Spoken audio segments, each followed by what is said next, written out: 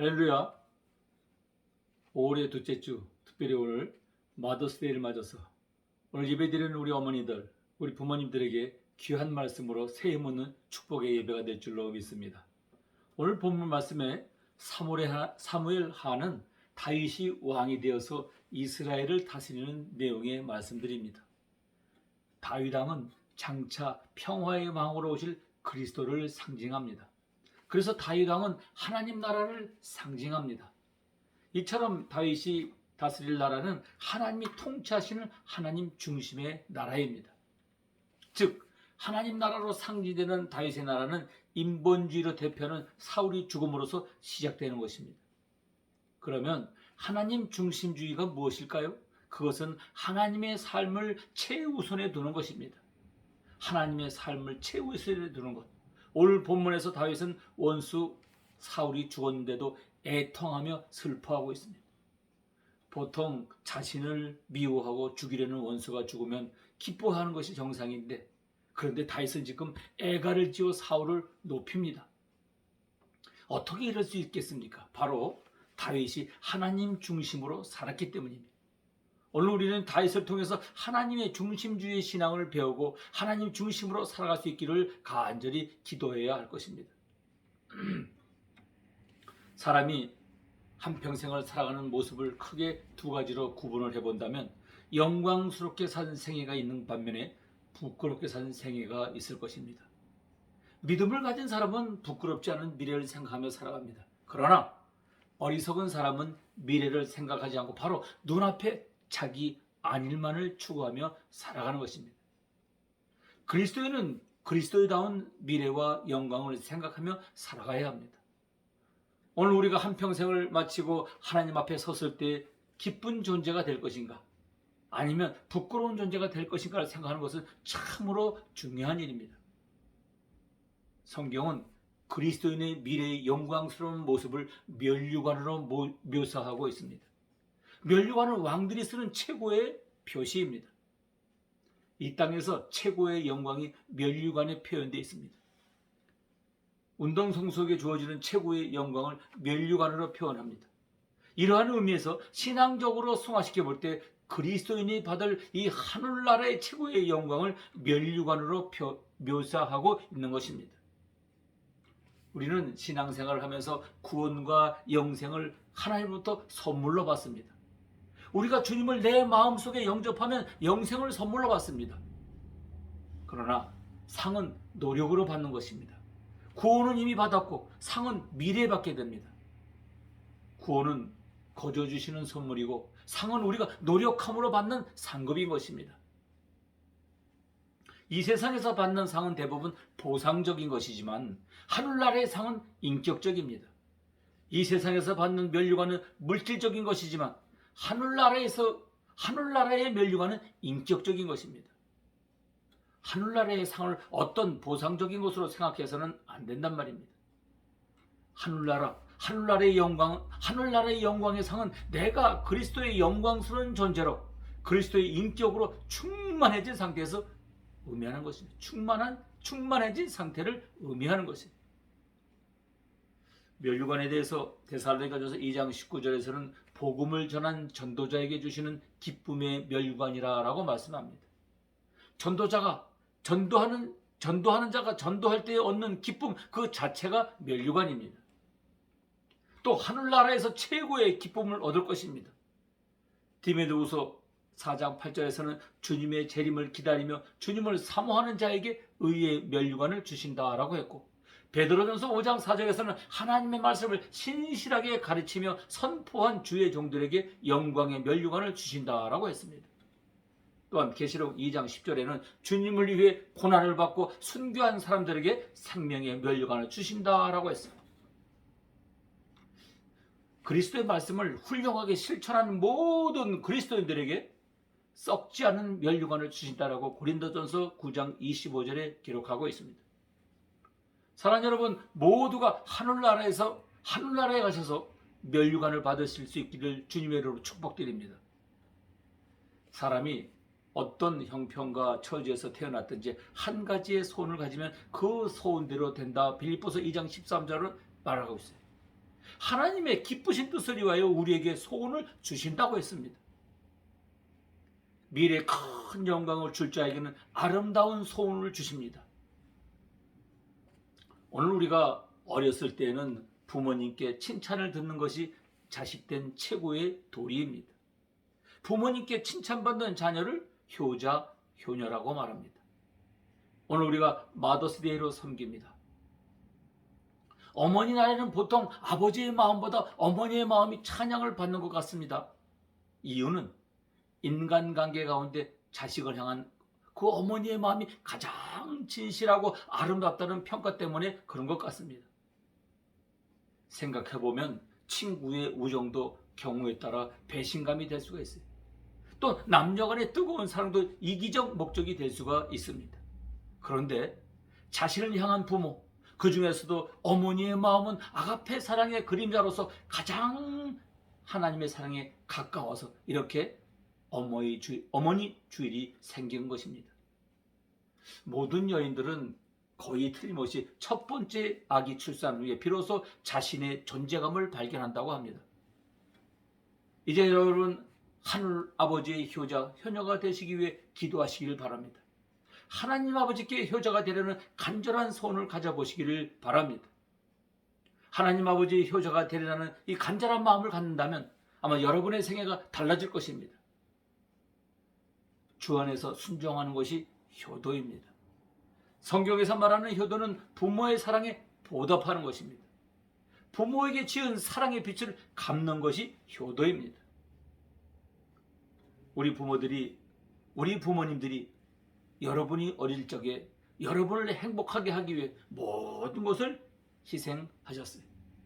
이제 장성했으니 우리의 부모를 행복하게 해주기 위해서 부모님의 숭고한 희생을 보답하기 위해서 희생하고 노력해야 하는 것입니다. 부모의 사랑과 은혜를 보답하는 것이 성경에서 말하는 효인 것입니다. 성경에 나오는 인물 중에서 우리에게 신앙적으로 큰 깨달음을 주는 두 왕이 있어요. 바로 사울왕과 다윗왕입니다.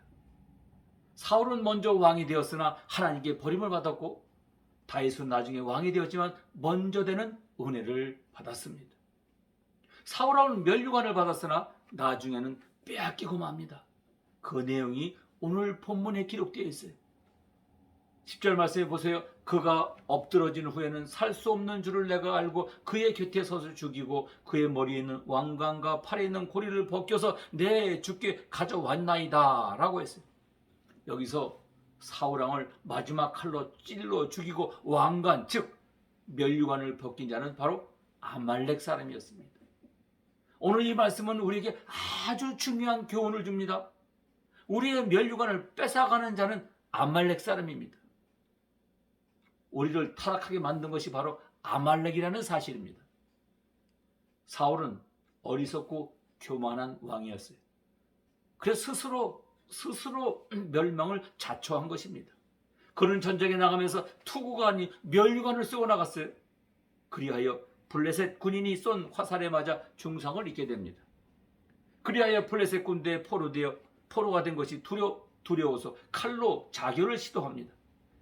그러나 사정이 여의치 않자 곁에 있는 사람에게 자기를 칼로 찌르러달라고 부탁을 했는데 그게 바로 아말렉 사람입니다.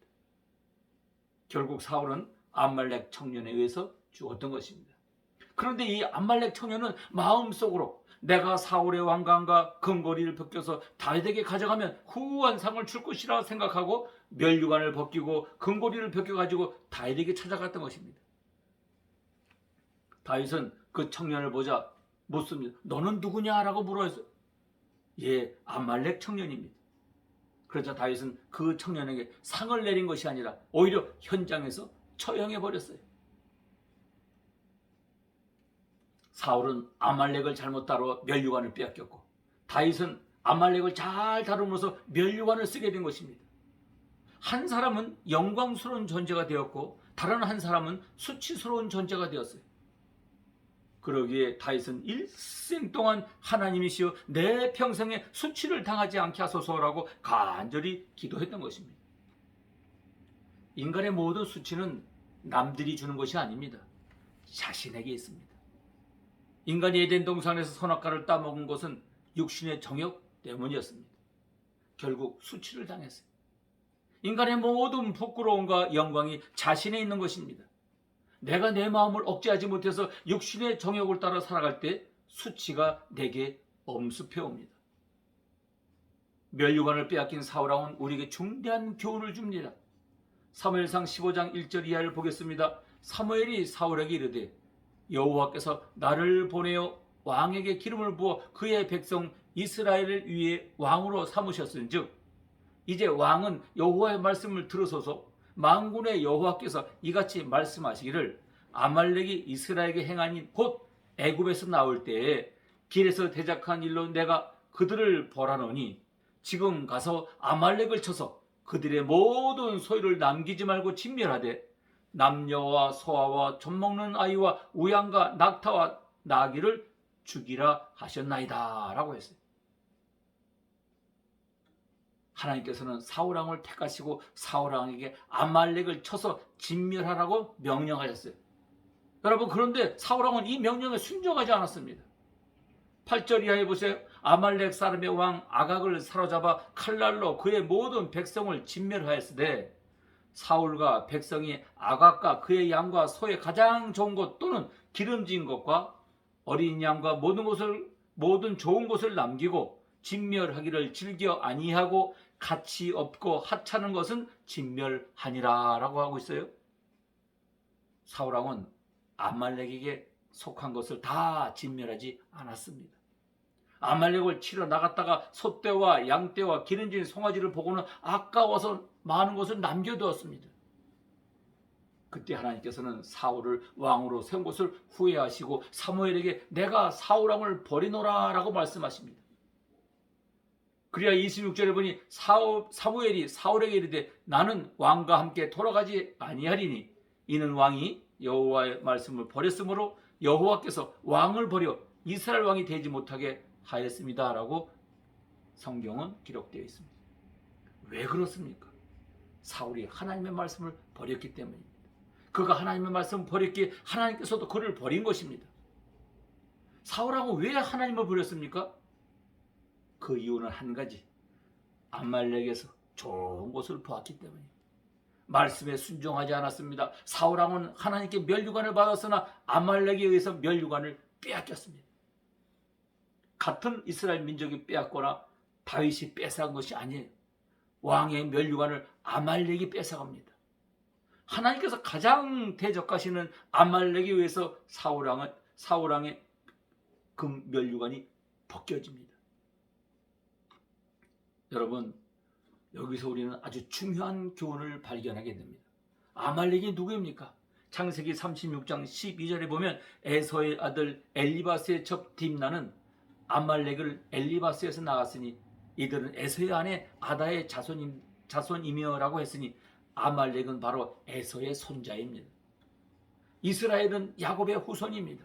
에서는 야곱과 쌍둥이 형제였는데 에서는 팥죽 한 그릇에 장자 명분을 파는 자요, 야곱은 장자의 명분을 얻은 자로 하나님의 아들로 오실 예수 그리스도의 영광을 사모한 자입니다. 아말렉을 치라는 말은 우리 육신의 정욕을 쳐서 이기라는 뜻입니다. 야곱은 영적인 사람이고 에서는 육적인 사람입니다.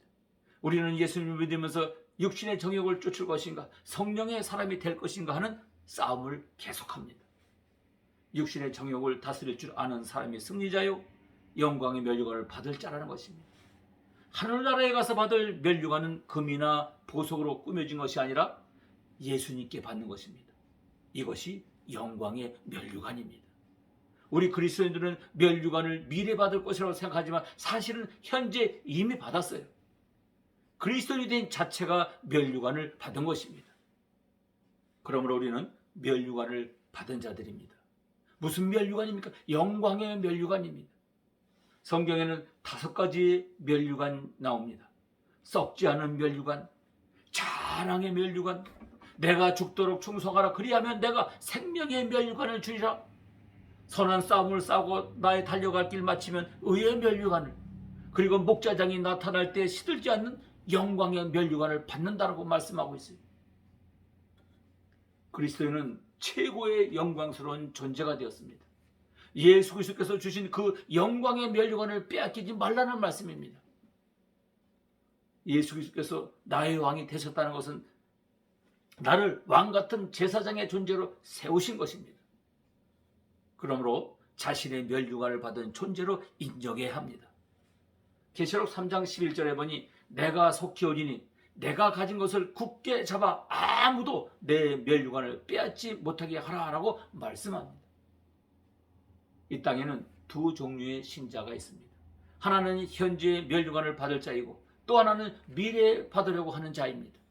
그런데 현재 받지 못한 자는 미래에도 받지 못합니다. 그러나 현재 면류관을 받은 자는 미래에도 받습니다. 그러므로 그리스도는 현재 면류관을 받아야 합니다. 보상적인 면류관은 미래에 속한 것이요, 인격적인 면류관은 현재에 받는 것입니다. 세상의 면류관은 사람과 싸워서 이김으로 받습니다. 그러나 하나님께서 주시는 최후의 면류관은 자신과의 싸움에서 승리한 자가 받는 상인 것입니다. 이 상은 살든지 죽든지 아무 상관이 없습니다. 살아서 받을 수도 있고 죽어서 받을 수도 있습니다. 위대한 인격자와 순교자는 그 영광을 살아서 받고 죽어서도 누립니다. 그리고 모두의 가슴속에 살아 있습니다. 이 영광의 면류관은 아무도 뺏을 자가 없습니다. 권투 선수의 면류관을 다운되면 빼앗기고 맙니다. 실패하면 넘어집니다. 그러나 영광의 면류관은 오직 그의 인격으로 받습니다. 그것은 이긴 자가 받는 것입니다. 예수님은 세상에서 다른 사람과 싸운 적이 없으세요. 오직 자신과의 싸움에서 승리하는 삶을 보여주셨습니다. 십자가는 다른 사람과 싸워서 얻는 면류관이 아닙니다. 나를 괴롭히는 사람이 내 원수가 아닙니다. 원수는 내 안에 있습니다. 나를 괴롭히는 자는 외부에 있는 것이 아니고 내 속에 있습니다. 이것이 아말렉입니다. 하나님을 거역하는 반역자의 기질, 육신의 정욕이 내 속에 있는데 이것을 쳐서 이겨야만 영적인 면류관을 주신다라고 말씀하십니다. 우리의 싸움은 밖에 있는 것이 아니라 나 자신에게 있음을 알아야 합니다. 이 싸움에서 이기는 자가 위대한 자여 영광스러운 자여 이 사람이 바로 승리자인 것입니다. 할렐루야. 사도 바울이 고백합니다. 오라 나는 곤고한 사람이로다. 이 사망의 몸에서 누가 나를 건져내랴. 내가 원하는 바 선을 하지 아니하고 도리어 원치 아니하는 바 악을 행하는도다 라고 사도 바울도 영과 육의 갈등 속에서 싸웠습니다. 우리 성도들은 끝까지 싸워야 할 대상을 바로 잘 알아야 합니다. 자기와 싸워 이긴 자는 위대한 사람입니다. 다른 사람과 싸워 이긴 자가 세상의 왕이요, 자기와 싸워 이긴 자는 영적인 왕입니다. 예수님이 마지막 날 밤 겟세마네 동산에 기도하실 때 땀방울이 핏방울처럼 떨어졌다고 그랬어요. 내 아버지여, 만일 할 만하시거든 이 잔을 내게서 지나가게 하옵소서. 그러나 나의 원대로 마시옵고 아버지의 원대로 하옵소서라고 간절히 3번씩이나 기도하셨어요.